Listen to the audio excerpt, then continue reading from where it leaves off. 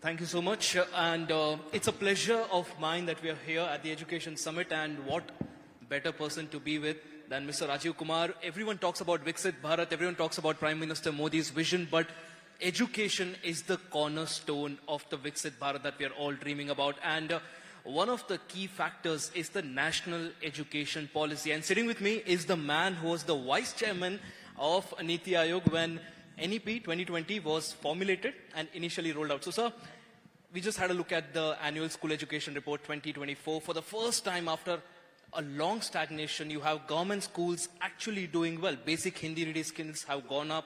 Arithmetic skills have gone up. So what's working on the ground? Is this the NEP 2020 effect, or are state governments doing some magic? Well, wonderful to be here, but also a very difficult act to follow after Tapti. So congratulations to the summit. And it's a great news that the ratings have improved in Pratham for the first time in 25 years. And I think what's happened is that the state governments have begun to realize that they need much more attention on primary education and on universal primary education. Because unless our country achieves high quality universal primary education, we will not go anywhere, because our demographic dividend is dependent critically on that. And I think some of the effect is that the NEP, when it was announced after 30 odd years, actually inspired the states to start looking at education and health as two critical sectors for the development of the state and that of the country. And I think that is, so what NEP did was to serve as a kind of a wake-up call that our education is not where it is, and it should where it should be.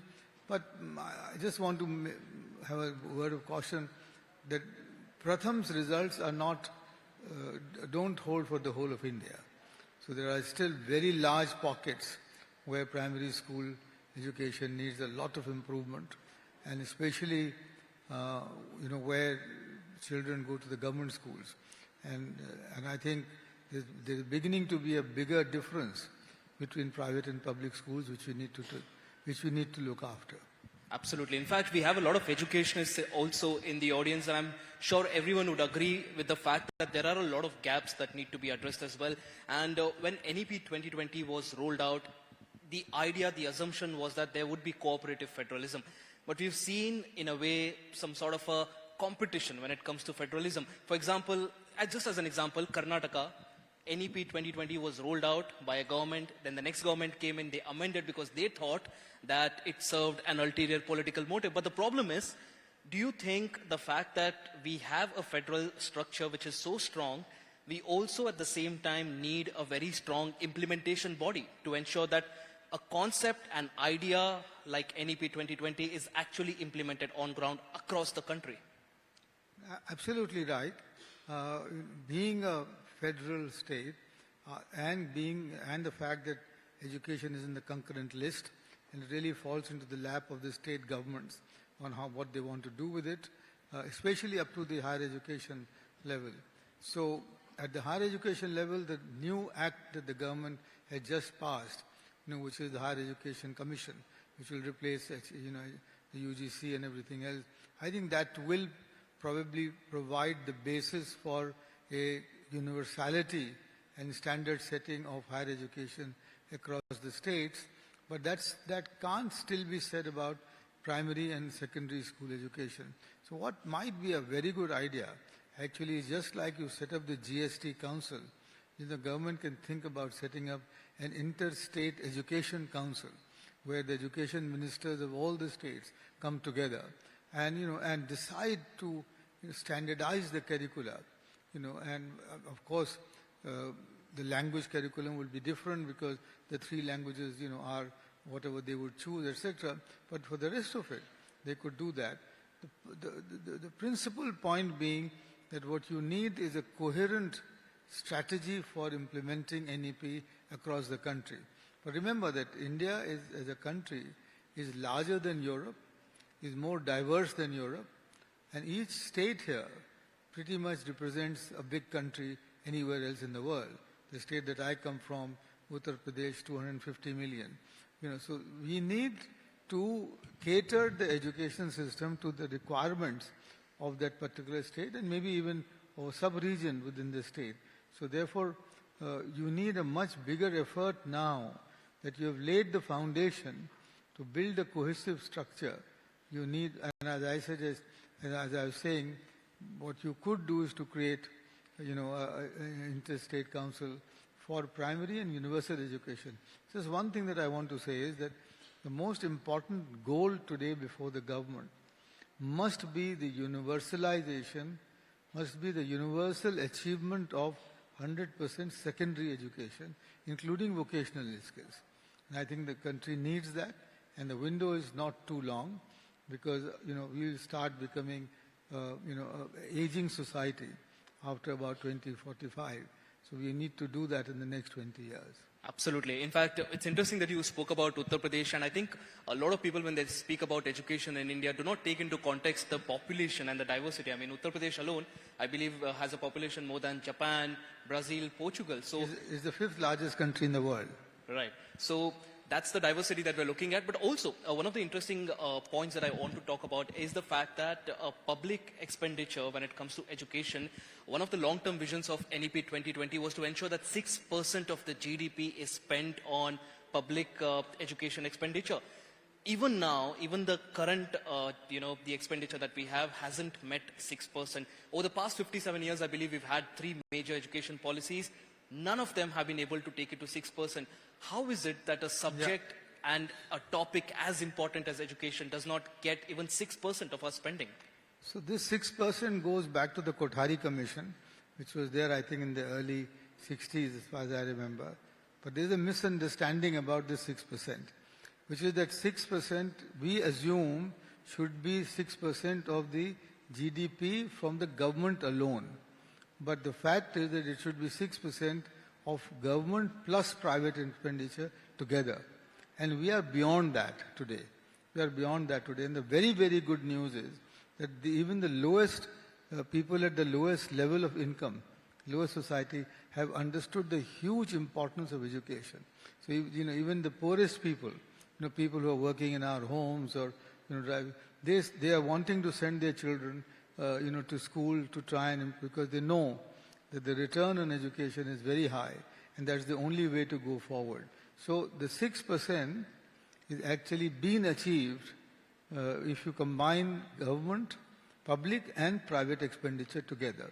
What you want to do is to have a much better return on the money, 3% or so, that the government spends on education. Because that is where the output, the evaluation of school teachers, of universal teachers, etc., is missing. So very often what you find is that teachers in the government schools get a much higher salary than in the private schools, but their results or their impact is much lower. So people are wanting to send their children to private schools, which are of course more expensive. And I think that gap needs to be eliminated. And the sooner we do it, the better. Chief Minister Yogi has started a program called Kaya Kalp, to change the whole quality of schools, government schools. And I think it's the government schools where we need to focus on, and to get a better bang for the buck from what we spend already. Absolutely. A quick follow-up question on that. You made a very valid point, the fact that, we have infrastructure going up as far as government as well as private schools are concerned. We have the curriculum as well being updated. But do you think enough efforts are being made to ensure that even the teachers, who are the primary point of contact when it comes to students, is enough stress laid on reskilling them, enabling them to ensure that, for example, everyone talks about AI, everyone talks about using generative AI to teach students, but do you think teachers are also being made ready for it? I'm afraid not. And I think there's one of the most difficult issues that you've raised, the quality of the teacher, the quality of teaching, and the quality of teacher connect with the students, and the fact that teacher is not just a deliverer of some curriculum, but also is an ideal and connect with children. But I have a fear, which is that as some of these experiments like Physics Wala and others have shown, teachers might be making themselves redundant in a world where AI is taking over very quickly. So what you have with the technology now is the possibility of one-to-one tutorship of one student, through the AI route, and the fact that, for example, you have Diksha and you have the other, digital tools at your command. So the children can actually access all the information that they have, without there being a teacher. So what you want is a teacher which is defined differently and is not just is just not a person who carries information, but he actually, is a true educator. And a true educator means somebody who is building character, somebody who is building morals, somebody who is doing ethics, and somebody who is bringing the societal aspect of growth among the students. And otherwise, what will happen is that the schools, the bricks and mortar schools, will probably make themselves redundant over time as our AI technology revolution takes place further, more and more. Absolutely. I think we all need to update here, and that again is the core of this entire conversation. The other fact that I want to talk to you about is a new regulator that is being proposed. We had the Viksit Bharat Shiksha Adhishtan bill by the central government, which basically proposes a regulator which will replace bodies like UGC, AICTE. Now, there have been a lot of concerns, I'm sure you're keeping track of it, across the country. The fact that education is a state subject. States are concerned that the central government deciding a policy and then deciding the funding in a way dictates how their students study. So you worked at the intersection of federal governance as well as policy. How do you strike that right balance, ensuring that good quality policies are penetrated when it comes to states, but also at the same time, it does not, the entire control does not lie with a single regulator?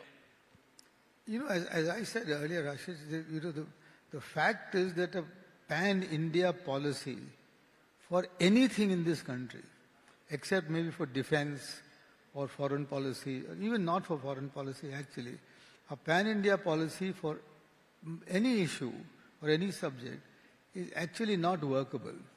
Because what might be good for higher education, let's say in Maharashtra, or let's say Kerala, which has got 100% not just literacy but education, may not be good, may not be required for Chhattisgarh.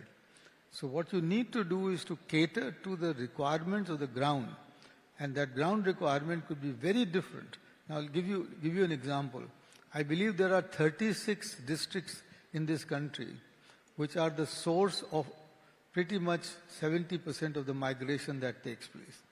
Now that means that those 36 districts are unable to capture the talent of their humans.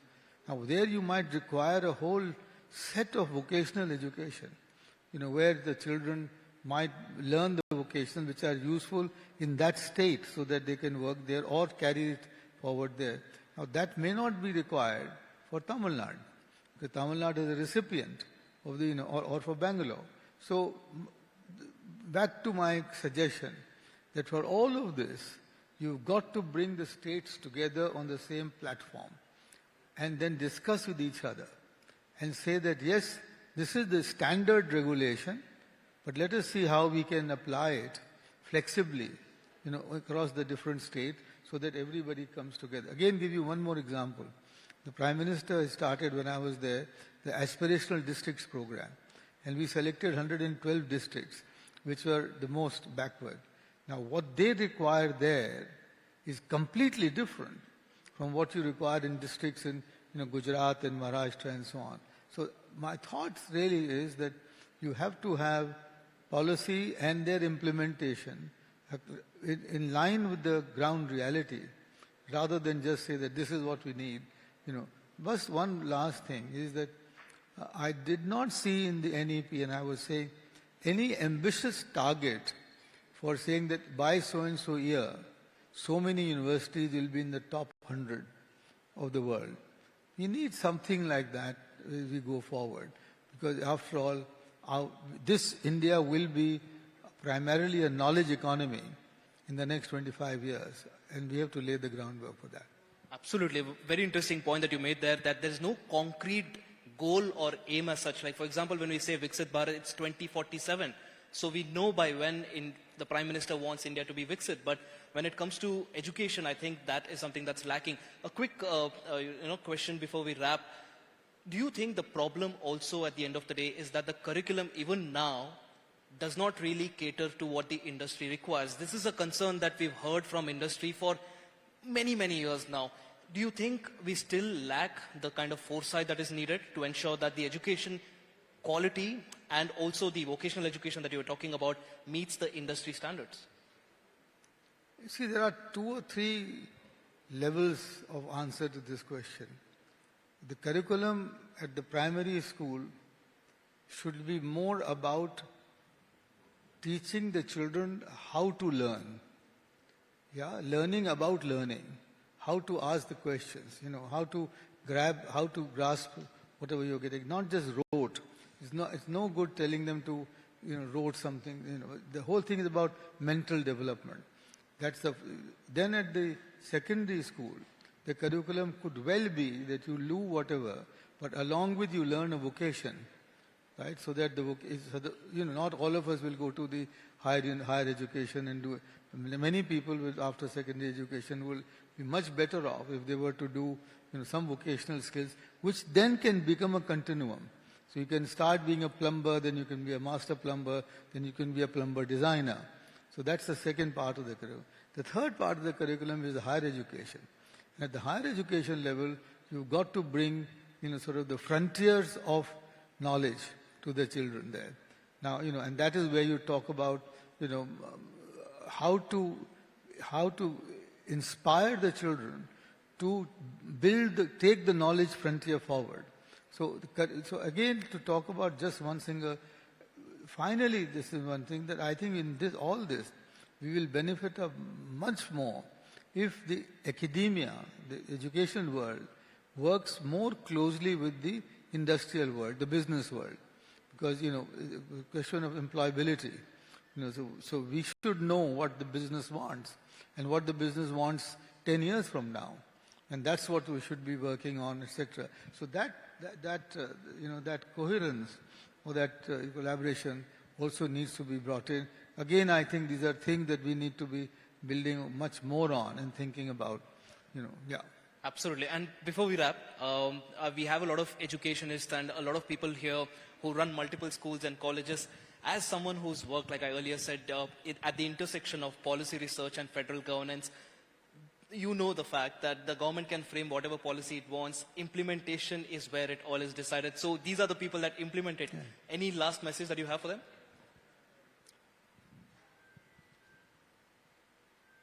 I think first of all, I'm saying that they are doing a great job, because without them, we would be far behind. So it's the private sector which creates, which has done a lot of, contribution to taking it forward. I think all of them must now look at how to integrate AI and digital technology into the education. If you want to get 50% of our children in higher education, it will not happen through traditional universities. It will happen through a system where education and information and interaction is available online. So the education providers must actually be focused very sharply on how the delivery of education will happen in the future, and what is education about. Is it only about learning some subjects, or is it about developing a mental capability to be able to create and to be able to generate new ideas? Because that is what India needs today. Absolutely. What flows eventually grows. I think that's the mantra here. And thank you so much, Mr. Rajiv Kumar. Absolute pleasure speaking to you. Thank you so much for being here. And hope NEP 2020, like you had visualized, also serves its purpose. And the implemented, people who implement it are the ones here, and your message is reaching out to everyone. And all the very best wishes to the implementers, because they are really the ones who are important in taking it forward. Thank you. Thank you so much. Thank you, Ashish. What a wonderful back and forth, ladies and gentlemen. And Rajiv, sir, we ask that you please remain on stage with us for a few moments longer. We're truly honored and deeply humbled by your decision to be here. And if I could please have the editor with Times Now Digital, Shruti Shukla, back on stage to join Rajiv Kumar as we now present the next set of awards at the Times Now.in Education Summit 2025 North Edition. All right, the next award, ladies and gentlemen, is in the category Emerging Education Technology Company of the Year. And the winner is Mahfatlal Technologies. Let's have the team on stage, ladies and gentlemen. For over 120 years, the Mahfatlal legacy has shaped India's growth from textiles to technology. Today, Mahfatlal Technologies is transforming education through AI-enabled solutions that reach the nation's last mile. Special moment and incredible honor. We can have Rajiv sir please do the honors and present Mahfatlal Technologies with this recognition as Emerging Education Technology Company of the Year.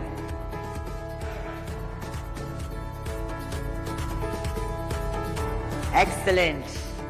Excellent, ladies and gentlemen. A special moment. Congratulations once again. And with that, we move on to our next category, which is Excellence in Holistic Development Programs.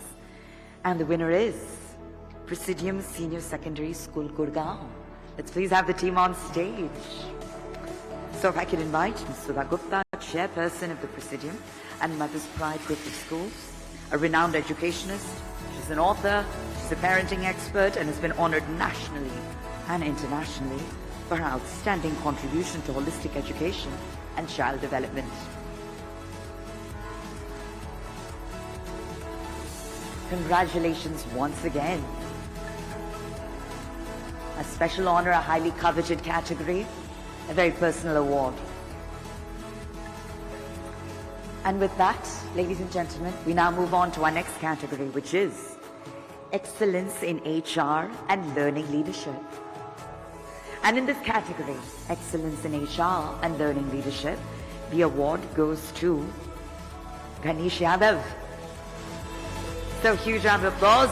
Ganish Yadav, congratulations. And in a world where learning never stops and growth is continuous, strong HR and learning leadership become the foundation on which teams thrive. So this award honors an individual who's gone beyond processes to build a culture of continuous learning, empowerment, and purposeful growth. All right, we'll move on for the moment, ladies and gentlemen.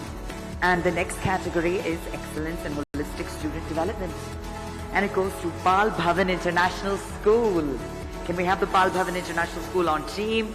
This is an acclaimed futuristic school, ladies and gentlemen, that's dedicated towards serving society by providing a learning milieu that fosters holistic development of each child.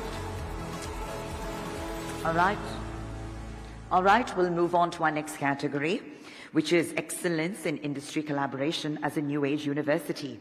And it goes to Atlas Skill Tech University. Can we please have the team on stage to receive this incredible honor? Congratulations, ma'am. And Sweetie Sethi, Executive Director, International Relations and Partnerships, receives this award. The recognition reflects Atlas Skill Tech University's strong commitment to building impactful industry partnerships that seamlessly integrate real-world experience with a future-focused education. Atlas Skill Tech University, ladies and gentlemen, for excellence in industry collaboration as a new age university. All right. And with that, we move on to our next category, which is Excellence in Holistic Development Programs. And it goes to Presidium Senior Secondary School, Indirapuram.